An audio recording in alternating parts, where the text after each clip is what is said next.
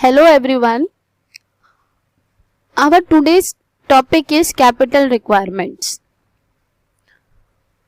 What is capital requirement and why an entrepreneur require a capital? When a business entrepreneur conceives an idea of setting up a business enterprise, the first and foremost thing he does is he check the commercial viability of the market. Once he is satisfied with the commercial viability and feasibility of the project, he takes a serious step to start the project. When he takes the serious step, the first and foremost step he takes or does is he find out the amount of capital which is required to start and run the business. This task has to be performed with utmost care. Therefore, to do this task, he prepare a financial plan keeping in mind the present and future requirements of the business. Thus, he decides the volume of capital requirement. He takes into consideration what is the fixed capital requirement of the organization and what is the working capital requirement of the organization. So today we will now discuss what is the capital requirements in detail. Here in blue box it is given what is financial plan. Financial plan means assessment of financial requirement and arranging sources of capital. Financial plan क्या है? Assessment of financial requirement. आप financial requirement को check करोगे. After checking financial requirement, arranging the resources of capital. Same financial requirement को check करके उसके लिए sources को arrange करना ही financial plan होता है. Next see fixed capital. Now there are two capital requirements in a business. One is fixed capital requirement and another one is working capital requirement. Today we will discuss what is the fixed capital requirement in a business. See, fixed capital means a capital which is used to purchase the fixed asset. So fixed capital क्या है? In simple word, fixed capital वो capital है जो fixed asset को purchase करने के लिए आप utilize करते हो, उसी को fixed capital बोलते हैं.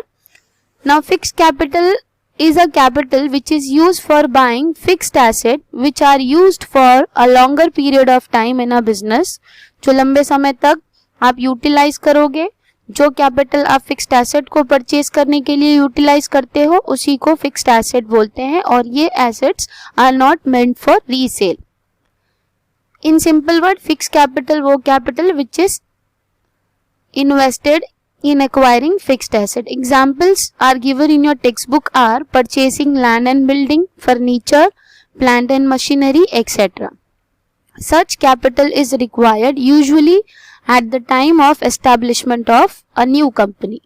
However, existing company may also need such capital for their expansion and development, replacement of equipments, etc. तो इसके examples दिए हैं fixed capital के requirements, fixed capital के example land and building, furniture, plant and machinery. और ज़्यादातर company जब newly establish की जाती है तो फिक्स कैपिटल रिक्वायरमेंट ज़्यादा होता है, whereas एग्जिस्टिंग कंपनी को भी फिक्स कैपिटल रिक्वायरमेंट होता है and that requirement is for expansion, development and replacement of equipments. Initial planning of fix capital requirement is made by companies promoters. Starting में जो fix capital का requirement है वो company promoters करते हैं और उसके लिए कंपनी प्रमोटर्स एक लिस्ट प्रिपेयर करते हैं उनको कितने फिक्स्ड एसेट्स की रिक्वायरमेंट है, उसका कॉस्ट क्या है. उसके बाद में उसके ऊपर के वो इंफॉर्मेशन कलेक्ट करते हैं जैसे कि price of land, cost of construction of building, cost of plant and machinery, etcetera. the cost of different fixed asset is calculated and the resulting figure will be the total of fixed capital requirement of a new firm. तो ये जो सारे fixed assets के cost structure सारा calculate करने के बाद में जो एक रिजल्ट आता है, जो एक फाइनल फिगर आता है, that would be the fixed capital requirement of a new firm. In recent year estimating fixed capital requirement has assumed great importance, particularly because of modern industrial process which require increased use of heavy and automated machineries. तो अभी के time पे अगर आप देखोगे तो fixed capital requirement को बहुत ज़्यादा इम्पोर्टेंस दिया गया है because of modern industrial process और जिनको हैवी और ऑटोमेटेड मशीनरीज का रिक्वायरमेंट ज़्यादा है. दैट इज वाई यहाँ पर फिक्स कैपिटल का एस्टिमेशन को बहुत ज़्यादा इम्पोर्टेंस दिया गया है. Next C, an entrepreneur obtain funds for the purchase of fixed assets from capital market. Funding can come from issue of shares, debentures, bonds और obtaining even long term loans. तो entrepreneur ये fund obtain कर सकता है by issuing shares, debenture, bonds और even obtaining loan from different institution. तो अगर entrepreneur fixed asset purchase करना चाहता है और उसके लिए उसको फंड अवेल करना है तो he can avail that fund by issuing shares, debenture, bonds and even he can borrow loans from financial institution or from banks. Next is factors affecting fixed capital requirement. Factors or you can say determinants which is affecting fixed capital requirement. ऐसे determinants, ऐसे factor जिसके वजह से fixed capital के requirements में ups and downs आपको दिखाई देंगे. जिसमें first point it is given nature of business. Business का नेचर कैसा है उसके अकॉर्डिंगली फिक्स कैपिटल का रिक्वायरमेंट चेंज होता रहता है. Manufacturing industries and public utilities have to invest huge amount of fund to acquire fixed assets. जो ये मैन्युफैक्चरिंग इंडस्ट्री है या फिर पब्लिक यूटिलिटीज है, इनको ज़्यादा अमाउंट चाहिए फिक्स्ड एसेट को परचेज करने के लिए. तो यहाँ पर इनका फिक्स्ड कैपिटल रिक्वायरमेंट ज़्यादा होगा. वेराज अगर ट्रेडिंग इंडस्ट्री को आप देखोगे तो इनका huge amount of fund fixed asset के लिए नहीं होता है. तो इस केस में इनका फिक्स्ड एसेट में या फिक्स्ड कैपिटल रिक्वायरमेंट कम होगा. सो manufacturing industry, public utilities have more fixed capital requirement whereas trading industries have less fixed capital requirement. Second one is size of capital. Where a business firm is set up to carry on large scale operation, अगर कोई organisation है जो अपना business large scale में चलाना चाहता है तो उस केस में उनका फिक्स कैपिटल रिक्वायरमेंट ज़्यादा होगा. और अगर आपका बिजनेस ऑपरेशन का स्केल कम है तो उस केस में आपका capital requirement fix capital requirement कम होगा. इट इज बिकॉज जो लार्ज स्केल ऑपरेशंस वाले ऑर्गेनाइजेशन है उनका प्रोडक्शन प्रोसेस थोड़ा लेंदी है and that is based on automatic machines. Automatic machines और इक्विपमेंट को परचेज करने के लिए कैपिटल ज़्यादा चाहिए और वो कैपिटल फिक्स्ड एसेट के लिए होगा. तो उस केस में उनका फिक्स कैपिटल रिक्वायरमेंट ज़्यादा होगा. और जो स्मॉल स्केल ऑपरेशंस वाली ऑर्गेनाइजेशन है वहाँ पर वो हाई फाई मशीन्स को यूज़ नहीं करते. तो अगर हाई फाई मशीन्स को यूज़ नहीं कर रहे हैं तो उस केस में उनका जो फिक्स कैपिटल रिक्वायरमेंट होगा वो कम होगा. तो ये डिपेंड करता है साइज ऑफ बिजनेस के ऊपर भी. अगर साइज ऑफ बिजनेस बड़ा है तो उस केस में कैपिटल रिक्वायरमेंट ज़्यादा होगा और साइज ऑफ ऑपरेशन कम है तो उस केस में आपका फिक्स कैपिटल रिक्वायरमेंट भी कम होगा. नेक्स्ट है scope of business. There are business firms which are formed to carry on production or distribution on a large scale. Such businesses would require more amount of fixed capital.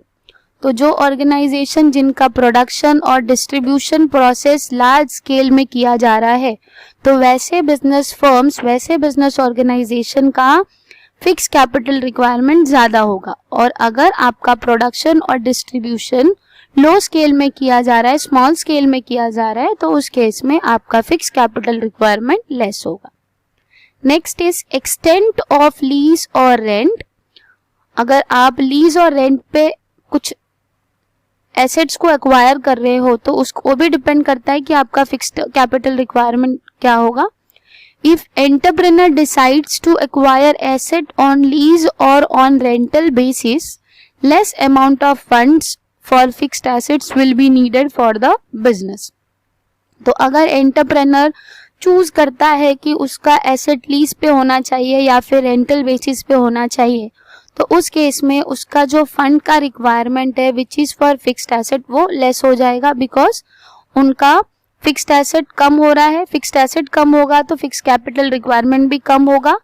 तो यहाँ पर वो भी decide करता है या फिर एंटरप्रेन्योर भी डिसाइड करते हैं कि उनका फिक्स्ड कैपिटल रिक्वायरमेंट क्या होगा। अगर एंटरप्रेन्योर चूज करते हैं कि वो एसेट को लीज या फिर रेंटल बेसिस पे लेंगे, in that case the fixed capital requirement for that enterprise will be less. Lease means it is given in this blue box.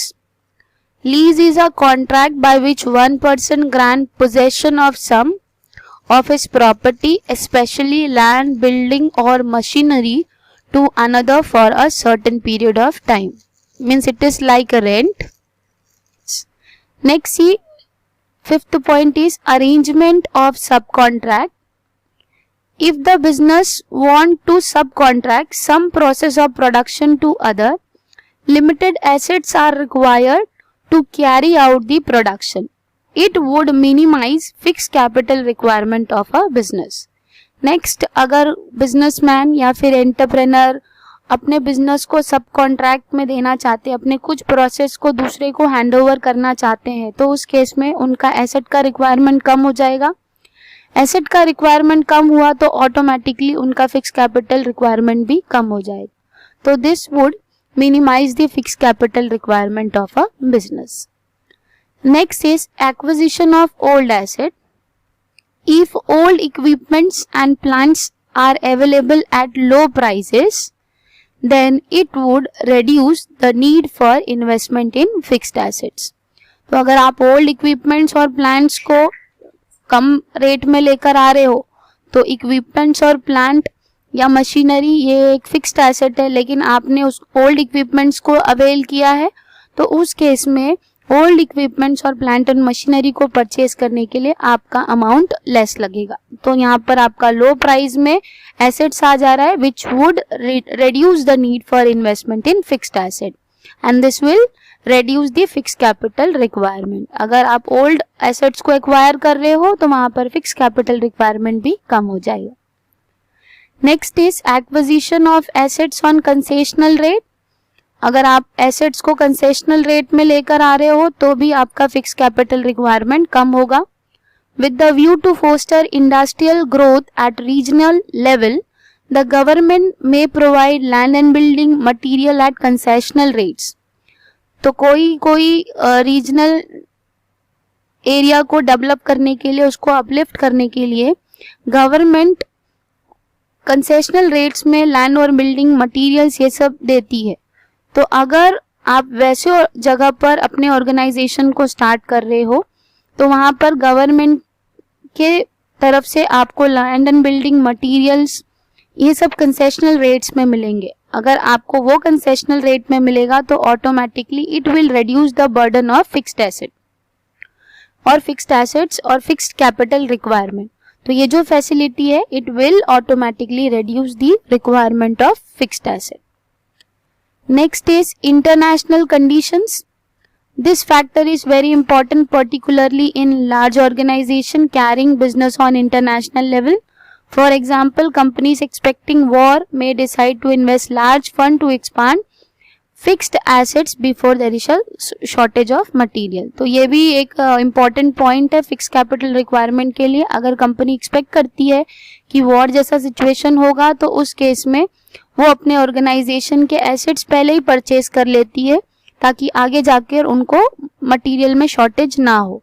तो अगेन यहाँ पर फिक्स कैपिटल रिक्वायरमेंट बढ़ जा रहा है बिकॉज ऑफ इंटरनेशनल कंडीशंस।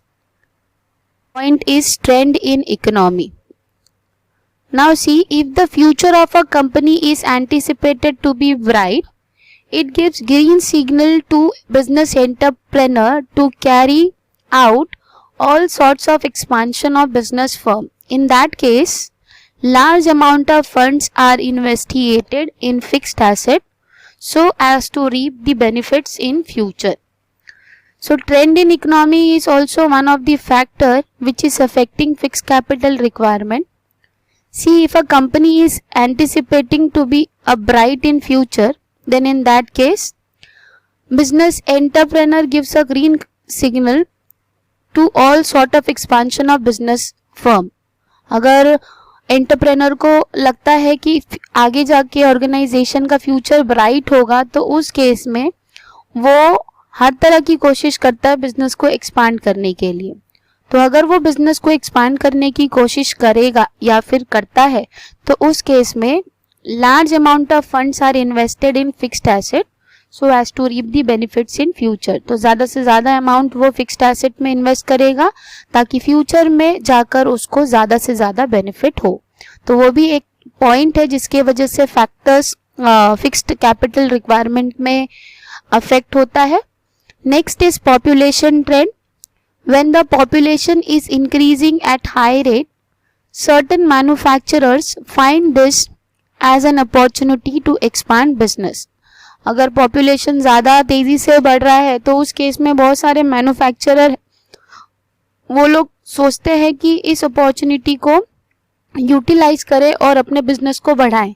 तो उस केस में उनका फिक्स कैपिटल रिक्वायरमेंट ज़्यादा हो जाता है। बिकॉज इधर एग्जांपल दिया है जैसे automobile industry, electronic goods, manufacturing industry, readymade garment etcetera, इनकी ज़रूरतें ज़्यादा बढ़ने लगती है बिकॉज ऑफ इंक्रीजिंग पॉपुलेशन।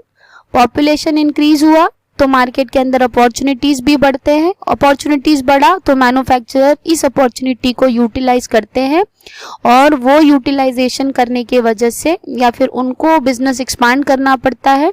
अगर वो बिजनेस को एक्सपांड करने का सोचते हैं तो उस केस में उनका फिक्स कैपिटल रिक्वायरमेंट भी बढ़ जाता है। Next is consumer preferences. Industries providing goods and services which are in good demand will require large amount of fixed capital. जो गुड्स और सर्विसेज मैन्युफैक्चरिंग का काम करते हैं उनका फिक्स कैपिटल रिक्वायरमेंट ज़्यादा होता है। जैसे कि यहाँ पर एग्जांपल दिया हुआ है mobile phone manufacturers as well as mobile network providers. तो इनका मैन्युफैक्चरिंग का बिजनेस है और वो गुड्स और सर्विसेज में डील करते हैं और गुड्स और सर्विसेज में से भी उनका गुड्स और सर्विसेज का डिमांड ज़्यादा है। तो जो प्रोडक्ट का डिमांड मार्केट के अंदर ज़्यादा होगा उस गुड्स और सर्विसेज का फिक्स कैपिटल रिक्वायरमेंट भी ज़्यादा होगा। तो it depends on consumer preference. Consumer preference के वजह से भी फिक्स कैपिटल रिक्वायरमेंट में चेंजेस आता है। अगर कंज्यूमर प्रेफरेंस लो है तो फिक्स कैपिटल रिक्वायरमेंट भी लो होगा और अगर कंज्यूमर प्रेफरेंस हाई है तो फिक्स कैपिटल रिक्वायरमेंट भी हाई होगा। Next is competitive factor. This factor is prime element in decision making regarding fixed capital requirement.